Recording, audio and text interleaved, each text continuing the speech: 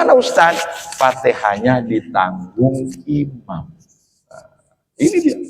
Jadi jangan dikira jadi imam itu kok bangga, ditunjuk jadi imam itu kok maaf sombong. Misalnya kayak di kampung-kampung ini kan gara-gara masalah ditunjuk jadi imam, apa namanya disebutnya, nggak ditunjuk jadi imam, nggak mau sholat berjamaah, nggak mau sholat di masjid. Padahal jadi imam itu berat. Dulu salafus soleh kalau nunjuk jadi imam itu dari sini, dari A muter B, C, D, E, F, G, H, I, J, nanti balik lagi ke A lagi, karena nggak mau, termasuk jadi pemimpin karena berat. Nah maka imam itu menanggung qiraatul Fatihah, makmum yang masbuk.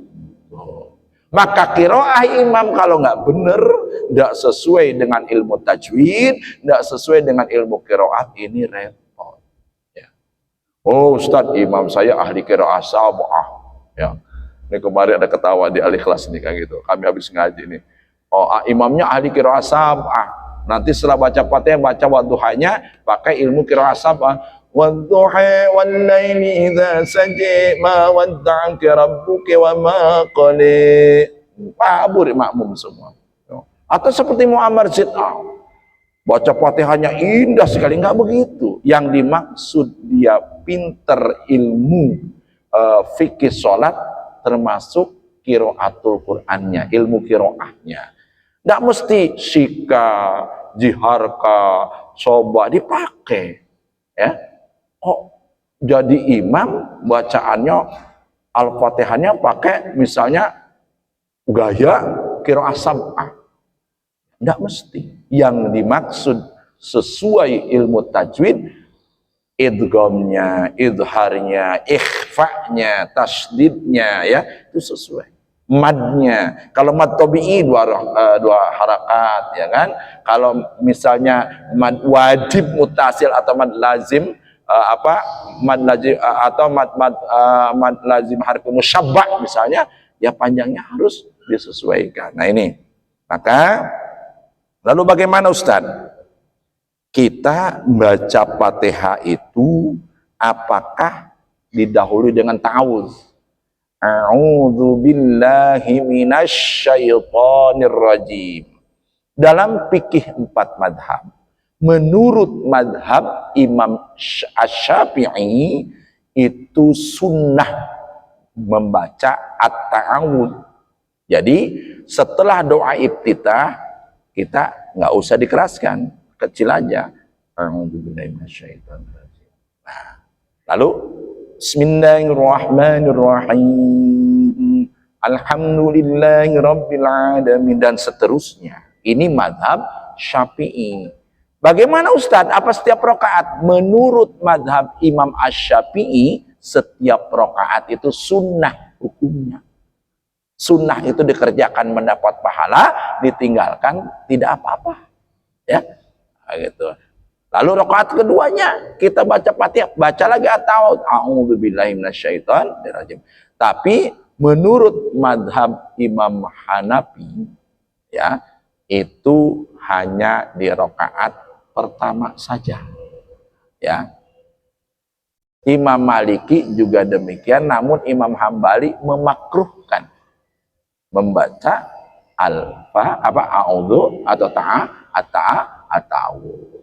Ini gitu Ustaz. Ya, makanya para mujtahid mustaqil yang 4 ini punya hukum, punya dalil masing-masing.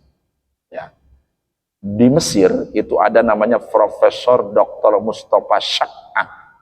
Ya, pengarang kitab Islam Bila Madzahib, dan saya by phone dan ketemu langsung diskusi ya dengan profesor ini, Prof, kenapa Anda mengarang kitab Islam tanpa madhab?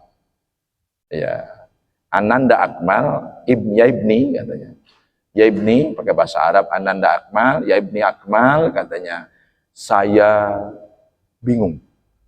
Madhab Syafi'i begini, madhab Hanafi begini, Maliki begini, Hambali begini. Maka saya merujuk kepada Al-Quran dan As-Sunnah. Namun dia profesor, dia syekh, dia hafal Quran 30 juz, dia hafal hadis ribuan. Ya, bisa saja merujuk kepada Al-Quran dan As-Sunnah atau Al-Hadis, tapi kita orang awam, ya, kita nggak tahu. Ya. Sekarang rukun qauli saja nggak paham. Ya. Rukun qauli itu rukun yang diucapkan. Mana aja? Takbiratul ihram. Allahu Akbar. Ini harus fasih. Harus jelas. Jangan Allah. Kok ada wawunya? Dia tulisan lafzul jalalah Allah. Ada wawunya enggak? Alif lam. Allah. Maka orang Sukabumi, orangnya Padadang tuh Cianjur, itu yang benar tuh. Oma Allah be. Allah. Karena memang ada wawunya. Bukan Allah. Allah. Itu ada sering kita mendengar. Itu menambah ziyadatul waw, menambah waw ketika takbiratul ihram berpengaruh ke absahan sholat kita. Karena perintahnya nggak begitu. Allahu Akbar. Jangan ha dengan ha itu beda. Ya. Ini rukun qauli. Ya. Mana rukun qauli lagi Ustaz? Ini tadi hadis yang kita bacakan. Qiraatu al-Fatihah. Harus yang benar. A'udzubillahi minasyaitonirrajim. Kalau Hanafi atau Maliki, bismillahirrahmanirrahim. Alhamdulillahirabbil alamin. Berarti kalau bismillahnya enggak dijaharkan, enggak dijelaskan, itu di luar Imam Asy-Syafi'i, ya.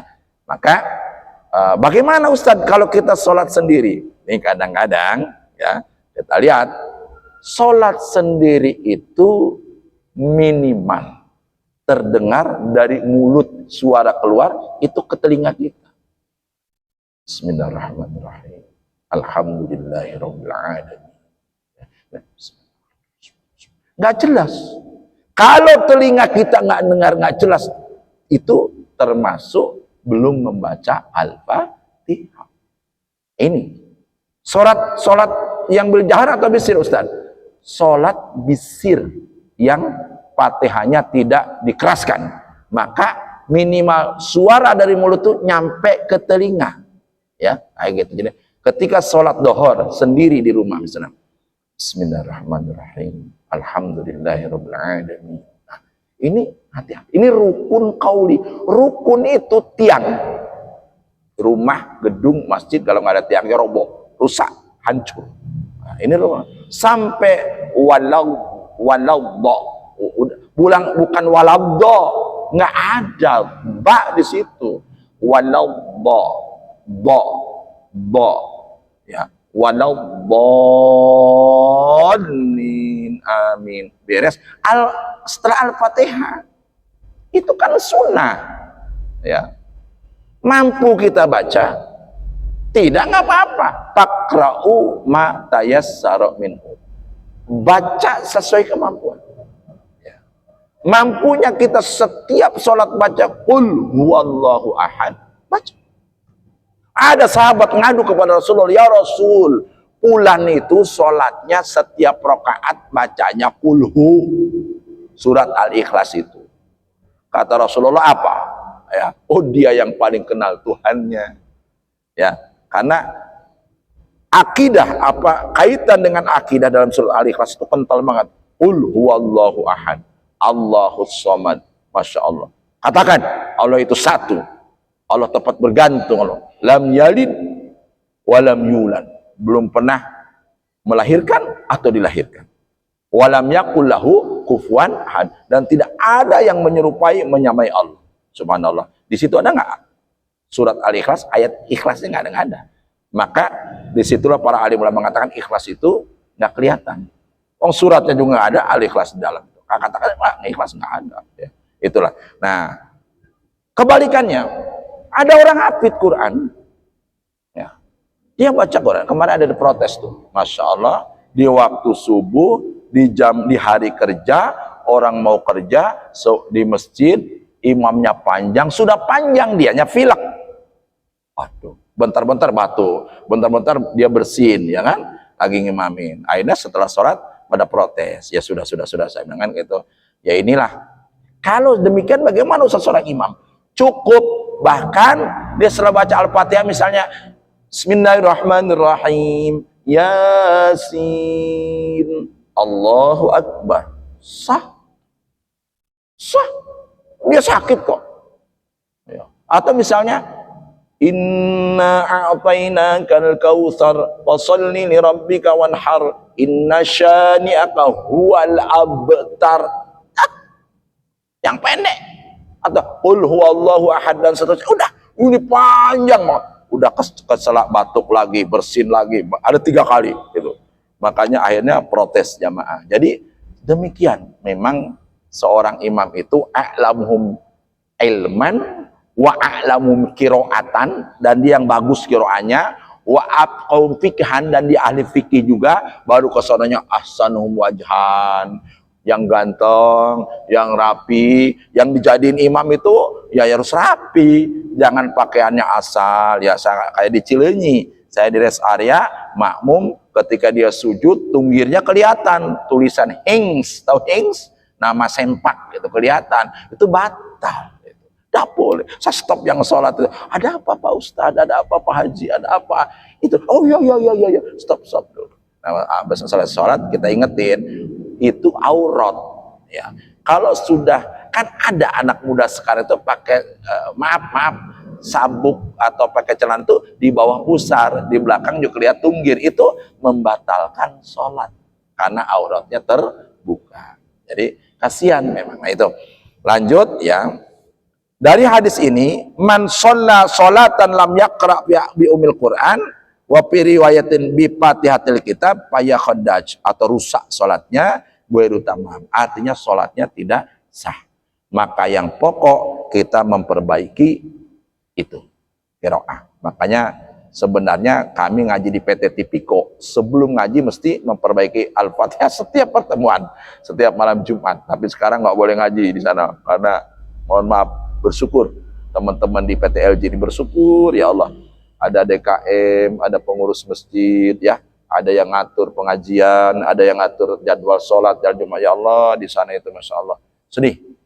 Perumahan Terbengkalai yang tadinya ada TPA, TPQ, pengajian, bahkan sholat Jumat pun kalau nggak Pak Samsir Siregar komisaris utamanya itu pasang badan, wah nggak ada Jumatan di sana ya, gitu. Sampai gara-gara COVID itu, nah itu. Tapi akhirnya Pak Samsir Siregar ditunjuk oleh Menteri BUMN untuk menjadi komisaris utama. Akhirnya beliau pasang badan, tetap sholat Jumat apapun yang terjadi. Siapapun yang berani ngelarang, nggak usah ada perusahaan. Hebat beliau, ya Pak Samsir Siregar. Akhirnya tetap sholat Jumat, namun sangat dibatasi. Itulah, kita bersyukur. Saya nggak memuji saudara kita dari Korea ya, kalau saya sih dalam kondisi yang maaf ya, dunia kerja di tempat kerja ini memang kita harus toleransi, dan memang misalnya Jumatannya jam 12 baru kumpul ya kita terima legowo ya. Kenapa? Ada perusahaan yang lain nggak boleh sholat Jumat gitu loh. Nah, gitu. Kita bersyukur di sini. Lalu ada perusahaan yang nggak boleh ada pengajian ya, gitu. Nah, ini kita masih boleh, alhamdulillah. Oh itu urusan apa kali, enak aja. Bukan itu, kayak gitu. Kita bersyukur minimal kita bertambah ilmu pengetahuan kita. Ini lanjut ya.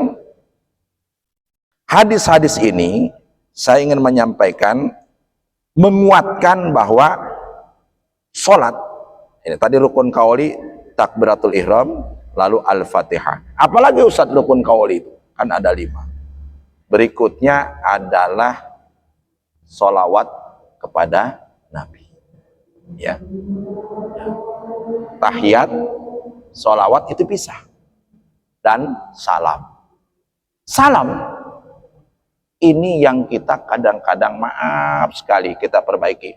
Kalau orang ini rukun, yang ke kanan. Assalamualaikum warahmatullahi wabarakatuh. Batal sholat. Mana Ustaz batal? Itu kan salam. Menurut kitab fikih 4 madhab, yang benar itu pakai alif lam.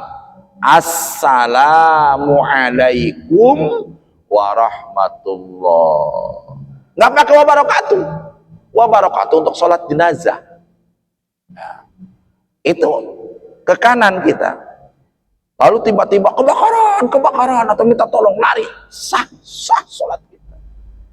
Ya.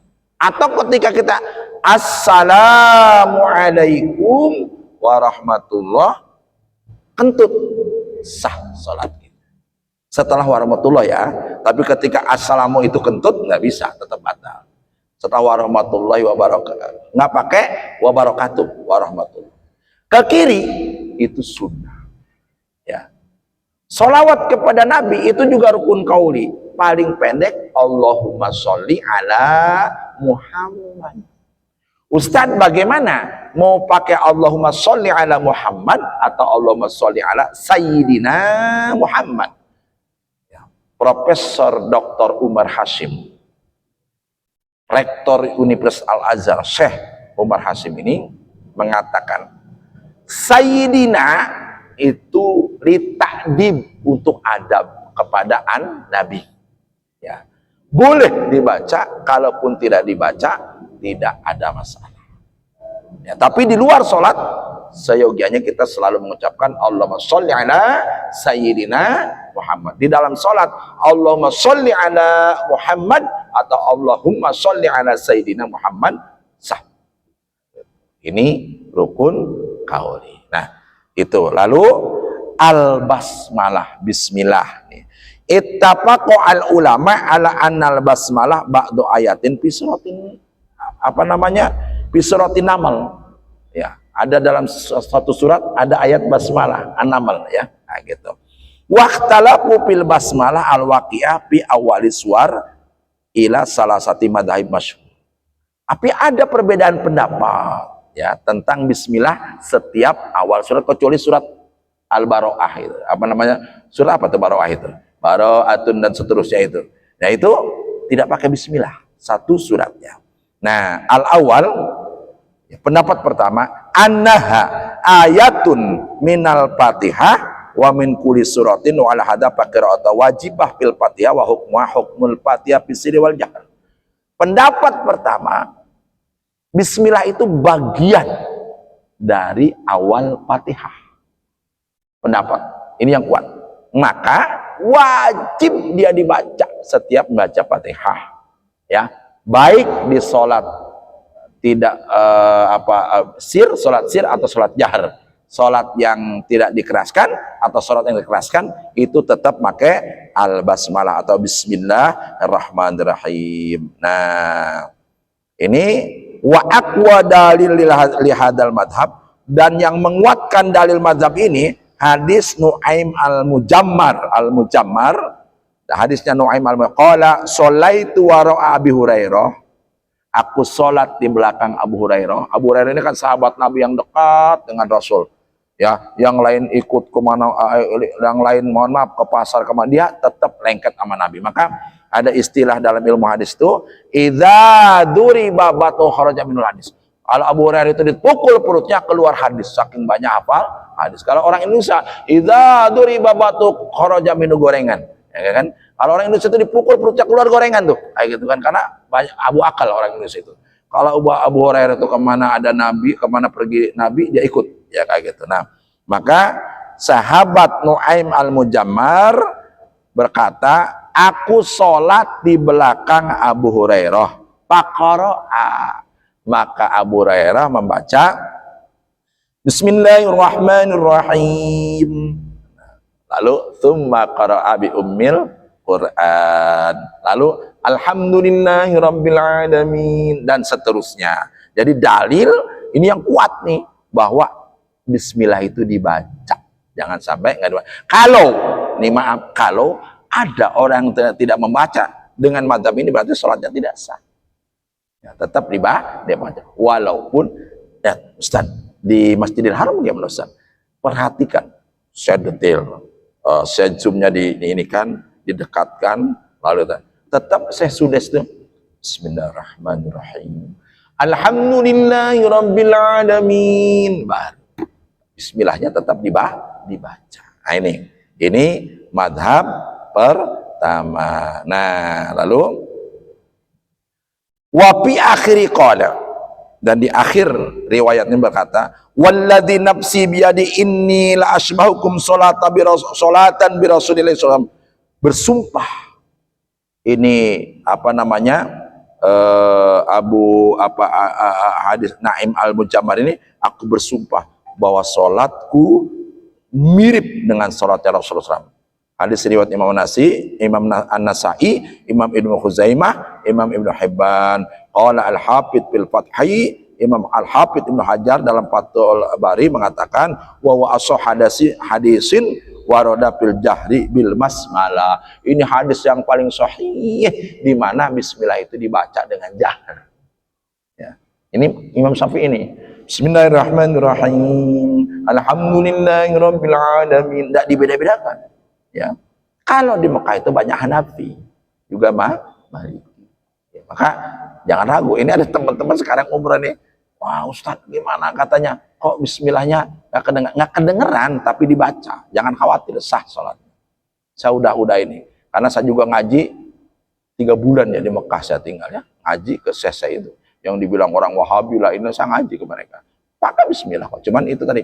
Bismillahirrahmanirrahim. Alhamdulillahirabbil alamin. Tapi bismillahnya dibaca. Kalau nggak dibaca, batal sholatnya. Madhab kedua. Pendapat kedua. Annaha ayatun mustaqillah unzilat litayammun wal fasal bainas suwar. Ada pendapat bahwa bismillah itu ayat tersendiri. Ya. Kalau kita buka Al-Quran, emang siapa yang nyusun Al-Quran itu? Rasulullah salah. Jibril. Malaikat Jibril. Bahkan dikontrol setiap Ramadan. Oh ya, takut salah. Jadi susunan surat itu Rasul Utsmani bukan apa namanya sahabat-sahabat Nabi, ya, bukan. Atau bukan Nabi, bukan. Memang itu atas petunjuk malaikat Jibril alaihissalam. Seperti itu. Maka pendapat kedua mengatakan bismillah itu ayatun mustaqillah, ayat tersendiri. Unzilat litayamuni wal fasal bainas suwar, ya, untuk memisahkan antara surat dalam Al-Quran. Wa anna qira'ata fil Fatihah jaizah bal mustahabbah. Nah, ini pendapat kedua, ya, boleh, ya, mustahabbah itu mendekati sunnah, ya, dianjurkan. Artinya dianjurkan ini kalau tidak dibaca boleh. Ini bukan pendapat kita. Kita juga harus benar. Yang pertama pendapat Imam Syafi'i yang tetap dibaca, ya, kayak gitu. Wala yusannu al jahar biha. Nah, ini pendapat yang tidak disunahkan, dikeraskan bismillahnya. Mana dalilnya? Hadis Anas, sholaitu khalfa Rasulillah sallallahu alaihi wasallam wa khalfa Abi Bakar wa Umar wa Utsman.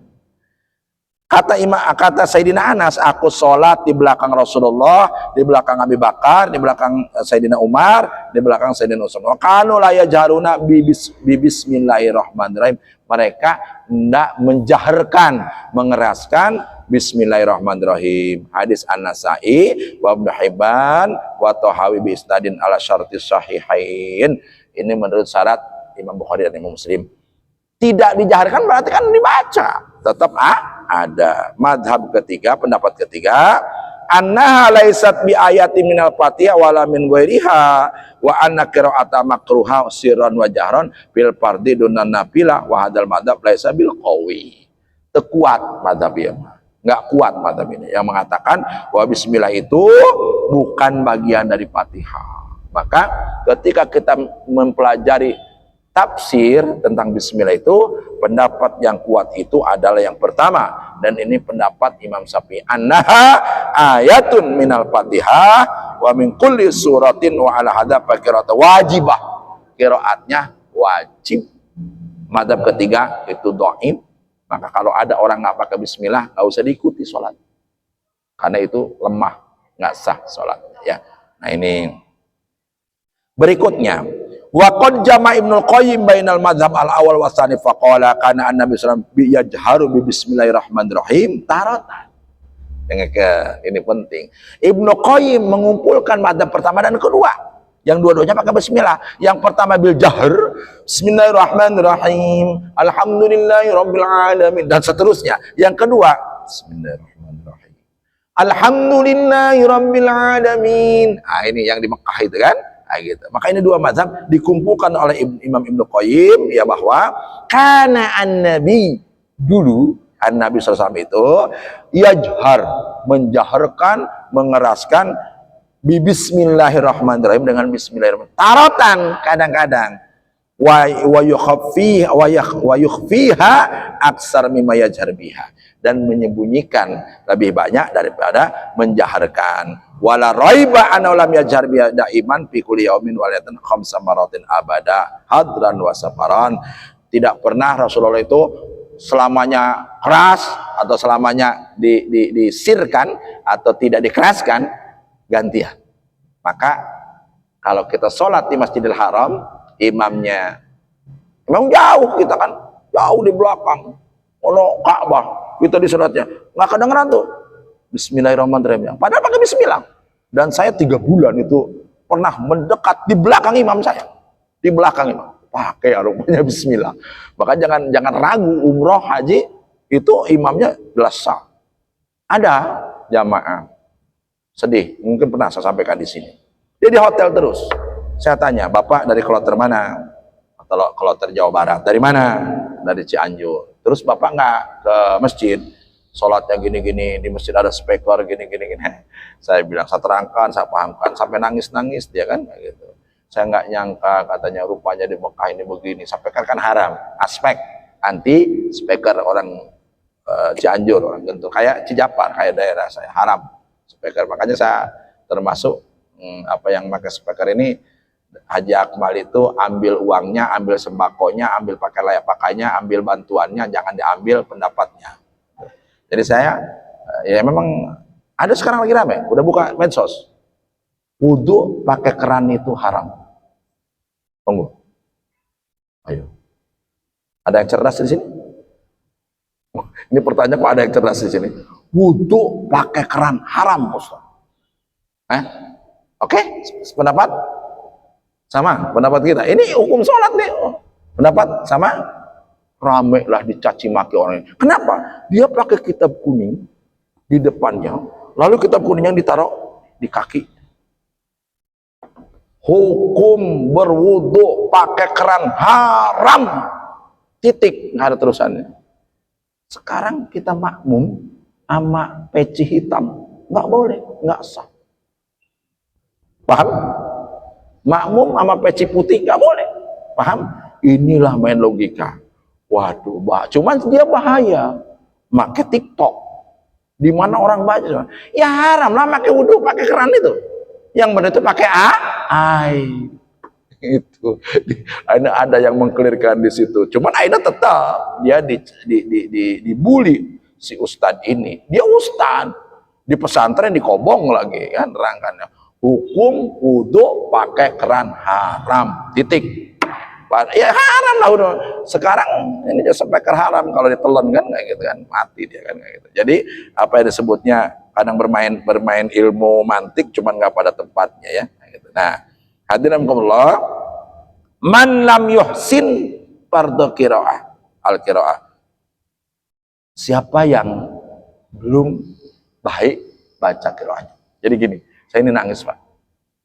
Saya jenguk anak saya dulu yang sekarang di Yaman, minta doa. Kondisi Yaman agak berat sekarang. Dari pagi saya lagi ngurusin anak saya pindah ke Al-Azhar Mesir, namun dipersulit, nggak diterima dari Yaman ke Mesir.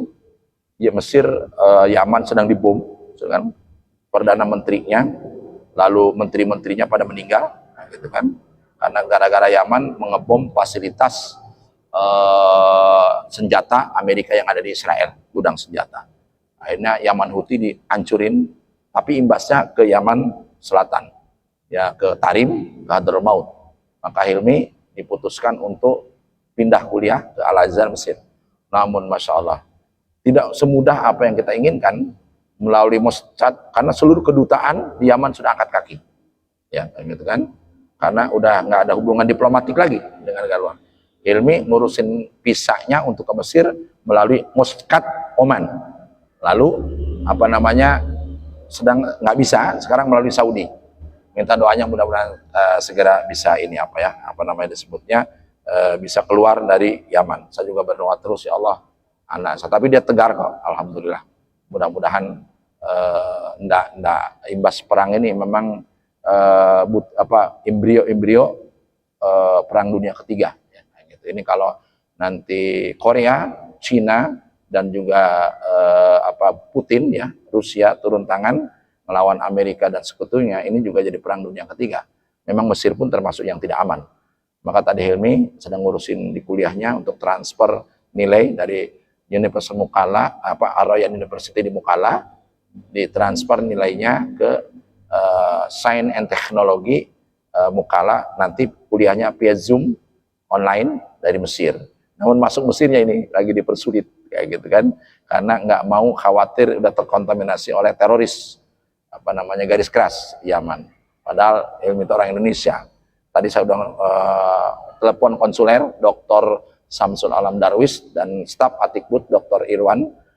Mohon bantuan anak saya ini mau masuk Mesir susah. Nah, itu teman-teman saya kuliah dulu, mudah-mudahan dimudahkan insyaallah. Hadirin rahimakumullah. Man lam yuhsin fardul qiraah.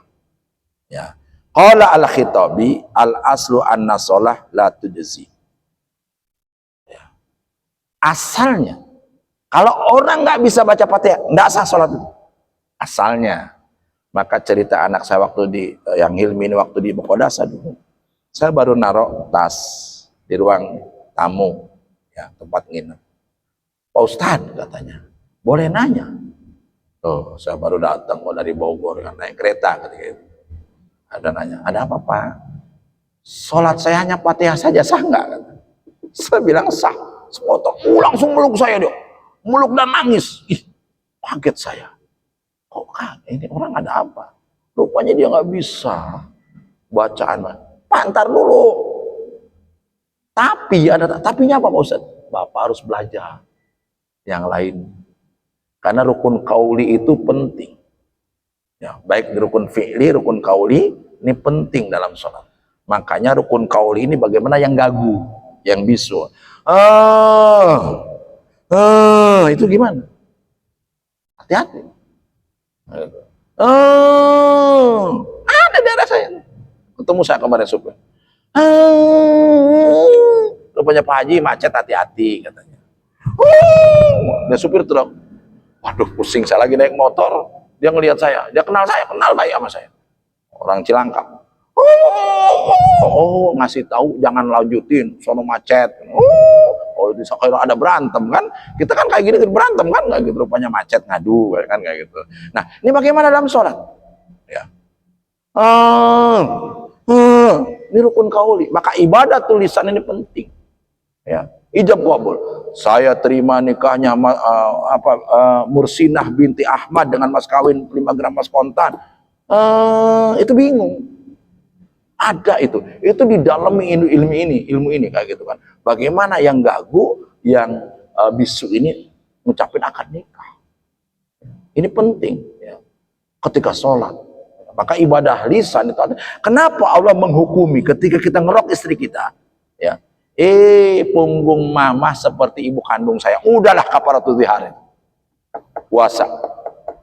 Ya. 3 bulan berturut-turut. Atau memerdekakan 60 budak. Berat itu. Ya. Hati-hati itu. Ya. Itqu raqabati mu'minah atau it'amu sittina miskinan. 60 miskin. Berat. Maka hati-hati. Jangan sampai menyamakan tubuh istri itu dengan ibu kandung. Telinga Umi sama telinga ibu saya, nggak boleh. Hati-hati. Ucapan. Sekarang gini, Ustadz, itu istri saya kan orang lain. Orang lain lah. Tadinya nggak kenal kita. Anak siapa, ibunya siapa, bapaknya siapa, dari nggak kenal awalnya. Ya. Lalu dengan saya terima nikahnya, bla bla bla, sah. Lisan. Nah maka di sini qala al-Khitabi, Imam al-Khitabi, al-aslu, asalnya anna sholah la tujzi, yang nggak benar qiraatnya Fatihahnya. Contoh di Jogja, pagi-pagi saya ke UMY ya, kunjungan, terus nginep, lari-lari nginepnya di kampung, di tempat kos saudara saya, orang Jasinga. lari-larian mau sholat subuh. Ketika sholat, Bismillahirrahmanirrahim, Alhamdulillahirobbilalamin. Waduh, saya bilang. Ya, Pak Ali tanya, emang di Jawa itu kan hasan itu ngasan, ya kan? Ya, alam itu ngalamin, itu dialek. Ya, susah untuk dia. Monggo ke Jawa. Saya ini kemarin di Kebumen ya. Berapa hari di Kebumen peletakan batu pertama. Saya mah baik-baik ngomong, pas saya ceramah bahasa Sunda, bupati datang ketawa-ketawa aja. Bupati ngetawain saya terus, ada apa nih? Beres ceramah saya, Ustaz Akmal, Pan Abdi di Bandung. Bupati Kebumen namina Lilis Nuryani. Bandung paling mana Ibu? Soreang, buah batu. Oh, ngobrol bahasa Sunda. Orang Kebumen pada kaget semua. Lah ketemu konsulnya, ketemu saudaranya dari Sunda tuh. Ya, akhirnya dukungan untuk pembangunan asrama tabib cukup bagus ya gitu ya. Tadi pun habis teleponan. Jadi artinya inilah bahasa ya. Nah, asalnya ya orang yang nggak bener baca Fatihah itu nggak sah sholat. Ya. Di qiraati Fatihatul Kitab, kecuali dengan membaca Fatihah Kitab yang benar sesuai ilmu tajwid baru sah salat. Wa ma'qul, masuk akal, anna qiraata Fatihatul Kitab ala man ahsana duna man la yuhsinuha. Fa idza kana al-musalli la yuhsinu wa yuhsin ghairuha min al-Qur'an kana alai ayaqra min qadra sab'ayatin. Jadi kita itu makmum itu tertolong oleh imam. Ya. Tertolong Fatihah kita. Yang kurang tasdid, Bismillahirrahmanirrahim. Ra, ha, sin, bismillahi, ha, bukan ha, bismillahirrahman. Mad tabi'inya nirrahim, alif lam samsianya him, ya, mad alif sukunnya. Boro-boro kita sholat sendiri kepikir itu. Ingat, Alhamdulillahi Rabbil Alamin. Ini temannya Ustaz Mahmud, Kiai Sanukri tuh kalau baca Fatihah itu jadi imam hati-hati banget. Bismillahirrahmanirrahim. Alhamdulillahi Rabbil Alamin. Kita kadang-kadang saja. Maka ketika kita makmum tertolong oleh imam, justru kenapa pahala sholat berjamaah itu 27 kali lipat. Ya.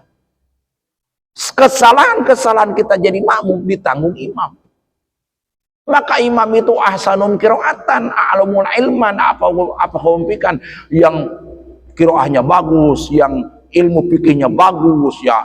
Nanti baru ganteng, baru ahsanum wajahnya ganteng, lalu ahsanum pakaiannya bagus ya, lalu yang pertama masuk Islam, lalu yang banyak anaknya, lalu berikutnya banyak istrinya.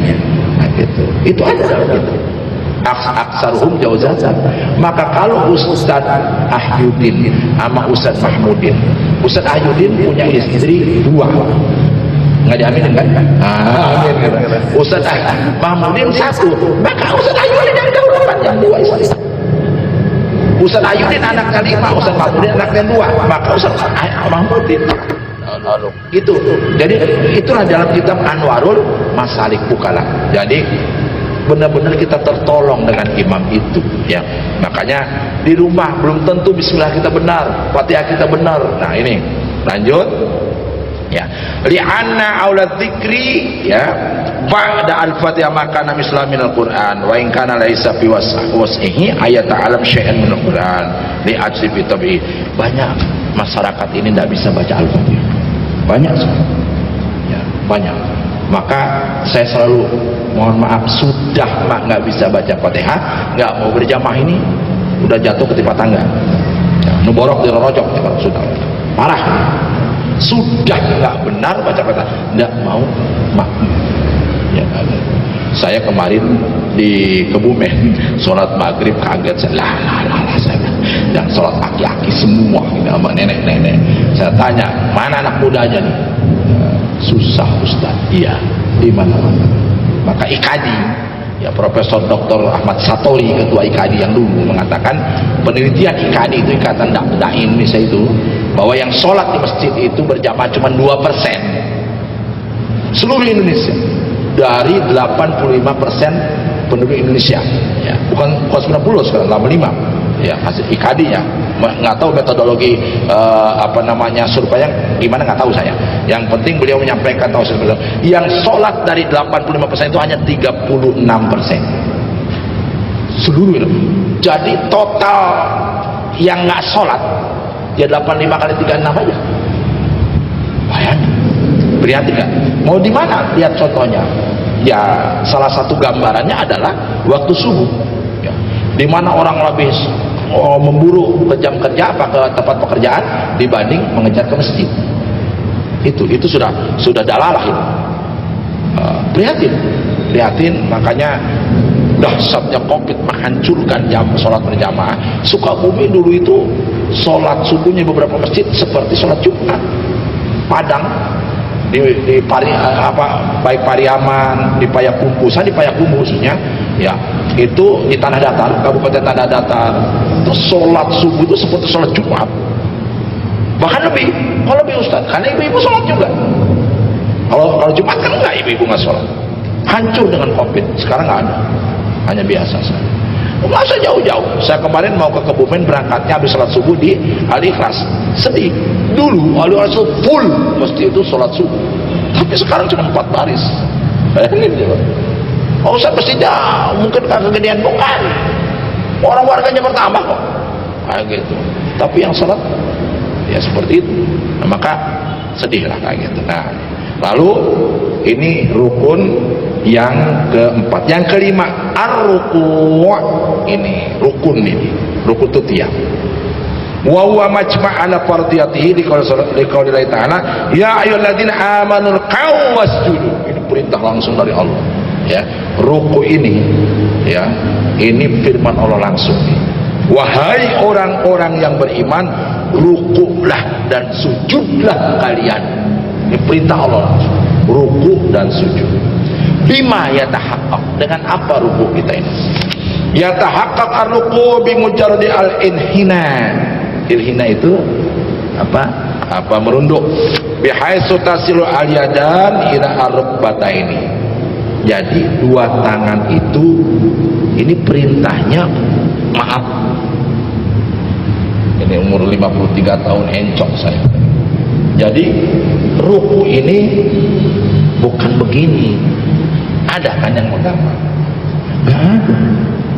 Saya buka Al-Fiqhu al-Madhabil Arba'ah, lalu buka juga I'anah, buka juga Takrib, buka juga Safinah, buka juga Anwarul Masalik.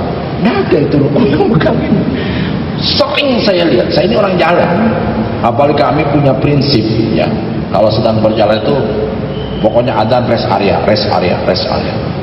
Gitu. Sering menemukan dari mana ajarannya. Dan ruku itu ini lurus, ya, gitu.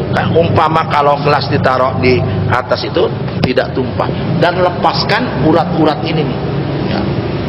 Sebenarnya Dr. Agus, ketua Tib Nabawi, dan sering tampil di Metro TV, dan saya berapa kali ketemu dialog dengan beliau, ya, karena tadinya saya ada kerjasama penanaman tanaman obat di Jasina, namun beliau masih mencari dananya, investornya. Ya, jadi bagaimana gerakan Tib Nabawi itu, Ustaz Agus itu mengatakan, Dr. Agus dan dia Ustaz, ya, itu sholat itu obat. Tahadus bin nikmah. Saya ketemu teman-teman sekolah reuni, sudah kok, maaf naudzubillah, bukan saya ini udah tua, udah 53 ya. Kalau 53 tinggal 10 tahun lagi kan, kalau mau sunnah Rasul wafat, ya, tapi saya berharap lebih dari itu. Nah, apa coba? Ustaz kok masih muda, kok cari uban di saya? Monggo cari, ada uban? Alhamdulillah. Apa rahasia? Sholat malam. Jadi ketika kita ruku, khususnya itu sama sujud, itu ini sampai apa ya, manteng gitu. Kalau orang sudah bilang tuh kenceng gitu.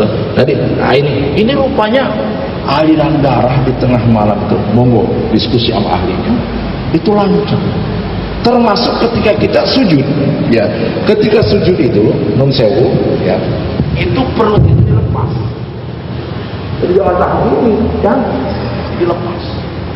Jadi urat-urat perut itu, ya, masya Allah menjadi kendor, ya. Maka teman-teman bilang, teman-teman banyak, ya, semakin maju perutnya, nah, gitu kan? Nah, ini banyak pesertanya. Rahasianya itu, ya, maaf sekali, bintik hitam di muka. Apa rahasianya? Air wudhu. Terus, makanya di perumahan apa sih mau Islamik itu, mau sebelum Islamik itu ada Jotun, terus ke sono apa tuh perumahan tuh?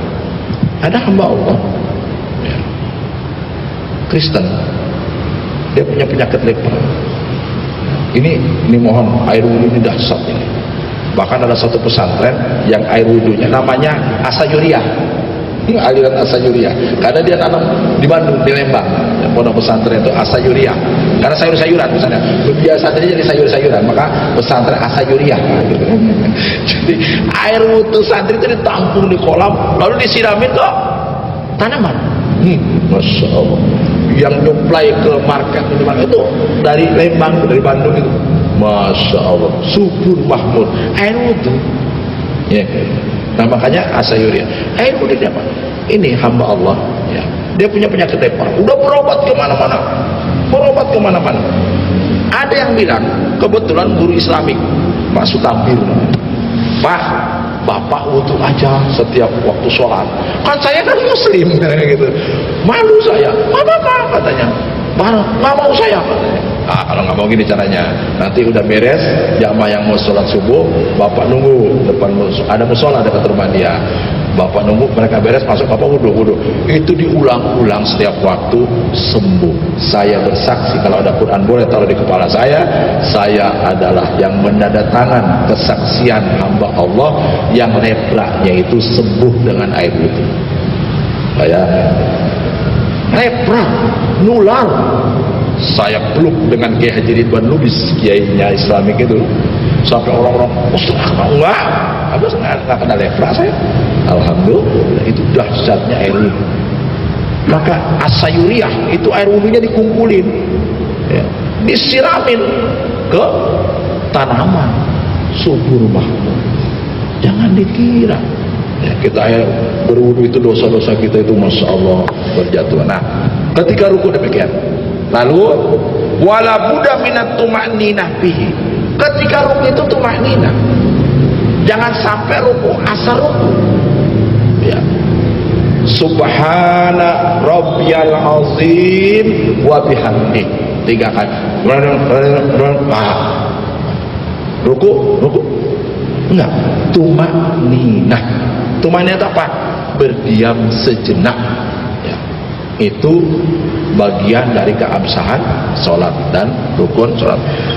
5 taqaddama fi hadis al-musyi' fi sholatihi. Nah, itu tadi yang diceritakan. Ada seorang masuk masjid, sholat, beres salam sama Rasulullah. Irji fa innaka lam tusolli. Balik. Sholat lagi kamu, kata Rasul, sampai 3 kali. Karena rukunya nggak tumaninah, sujudnya nggak tumaninah. Apa kata Rasul? Tumarka hatta tatma'inna raki'an. Ruku kamu, rukunya yang tumaninah. Ya. Jangan terburu, ya. Nah, gitu. Makanya sholat yang di Jember itu, yang sholat tarawih, amin. Berapa detik selesai sholat itu tidak sah menurut fatwa MUI, merujuk kepada kitab fikih 4 madhab. Nah lalu wa an Abi Qatadah qala Rasulullah aswa'un nas sariqatan alladhi yasriqu min sholatihi. Jadi paling jelek manusia yang paling itu maling sholatnya. Sholat kok dipaling, dicolong, dikurang-kurangi. Ya ini tidak boleh. Qalu ya Rasulullah, para sahabat bertanya, wahai Rasulullah, wa kaifa yasrik min sholati, bagaimana dia nyolong sholatnya? Qala la yatimmu ruku'aha wala sujudah. Orang yang tidak menyempurnakan ruku' dan sujudnya itulah maling dalam sholat. Itu Masya Allah. Ini qala la yuqimu sholbahu birruku' wa sujud. Enggak meluruskan otot-ototnya ketika dia ruku dan sujud. Nah, ini termasuk orang yang nyolong sholatnya itu. Mau sih apa yang dikejar sih, kayak gitu kan ya. Contoh, ada hamba Allah naik kereta kan, ini cerita nih kecelakaan kereta ya, dia sholat, rupanya kereta yang dia aturan dia kejar itu tabrakan, bukan tabrakan, tergelincir kayak gitu. Akhirnya dia kena sholat. Yang ingat yang Garuda di Tenjolaya jatuh itu kan ada hamba Allah yang dia sholat itu dia ketinggalan kan, nah gitu. Rupanya pesawatnya jatuh. Hanya Allah yang tahu. Makanya tadi ke anak saya motivasi, kakak nggak usah khawatir walaupun bom gimana kan Allah nggak pernah nggak kena kakak, nggak. Maka tenang ya, bismillah. Abi juga sedang usaha bagaimana kakak bisa keluar dari Yaman ya, kayak gitu, supaya selamat, sehat, berkah insyaallah. Siap nih, kayak lagi diusahain antara melalui jalur Saudi, jalan darat lagi kan. Jalan darat ngerinya ada rudalnya Houthi ini nyasar mau ke Israel lewat, numpang lewat ya, kayak gitu. Itu kan 2000 km itu rudal gitu kan, kayak gitu. Rudal yang bukan main, nggak nyangka Houthi punya itu. Nah ini, itu hadirin kumullah. Nanti berikutnya tentang ar-raf'u minar ruku' wal i'tidal qa'iman ma'atumaninah. Orang banyak sekali yang i'tidal, yaitu bangun dari ruku' cepat sekali, padahal luruskan dulu pelan ya, itu.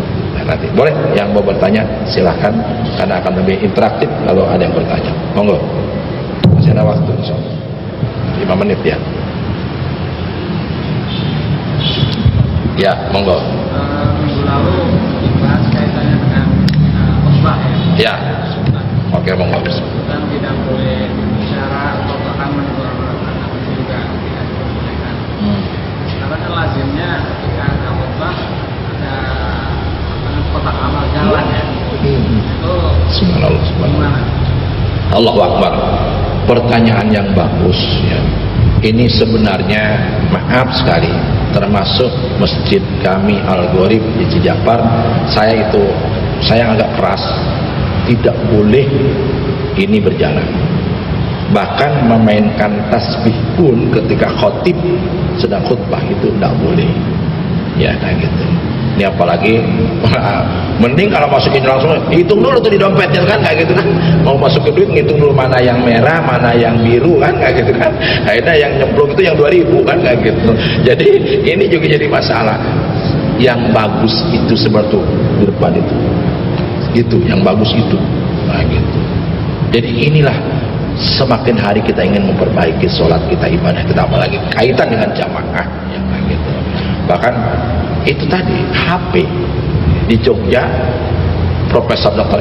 Yunhar Ilyas bersaksi, dia ada orang menjawab WA lagi sholat, kan keterlaluan karena ini teknologi. Bahkan imam ini bukan riwayat dhaif ya, Imam Masjidil Haram nangis setelah sholat.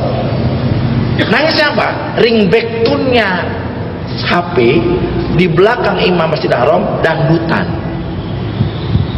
musik dangdut. Jadi keterlaluan banget, nangis dia. Kalau nggak salah saya sudah yang nyampaikannya itu, nangis. Di rumah saya aja nggak pernah saya dengar. Ini di depan Ka'bah ya. Apa? Maaf ya, ini terus terang aja.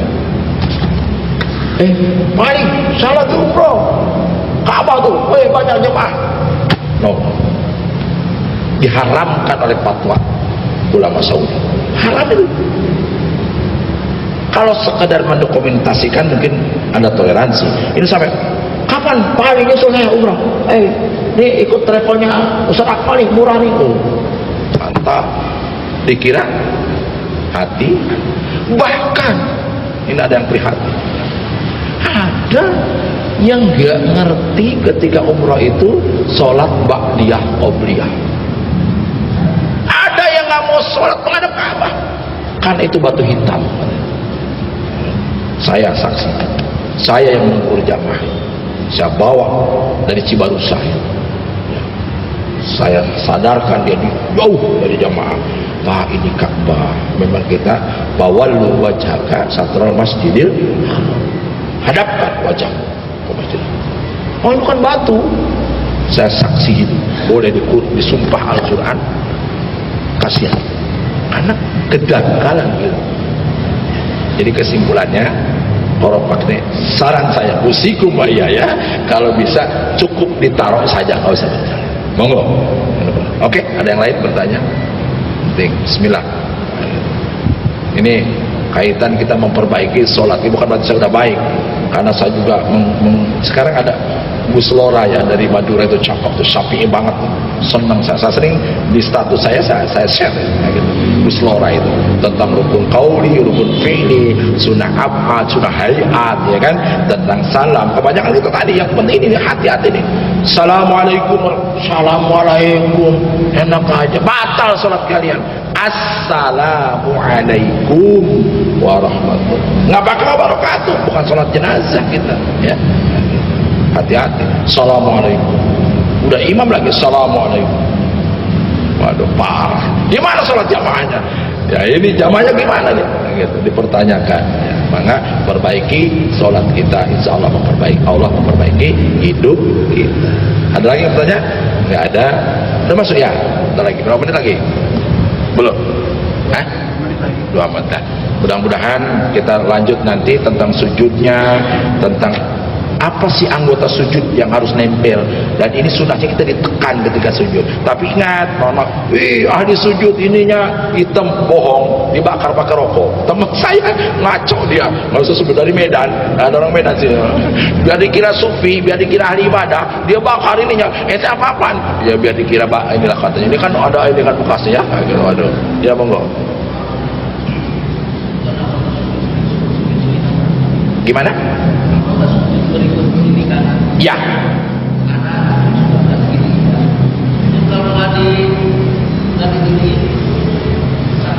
Nah, ini kaitan dengan jari-jari. Jari itu. Iya, iya. Kalau dia sakit, saya pernah menegur seorang imam, maaf, dia ngimamin kayak begini. Kaget saya, ini kan gini nih. Kayak gitu. Kan yang seharusnya, nah ini begini nih. Waktu sujud, nah ini begini. Semuanya menghadap kiblat, bukan begini atau begini, ya. Jadi saya tegur itu seorang imam tuh, mama, saya nggak bisa, karena kaki saya nggak bisa. Gitu. Oh berarti uzur, boleh. Tapi kalau dia yang bisa begini, lalu nggak dihadapkan ke kiblat, itu diperkara. Ini kan rukun fi'li, ya kan gitu.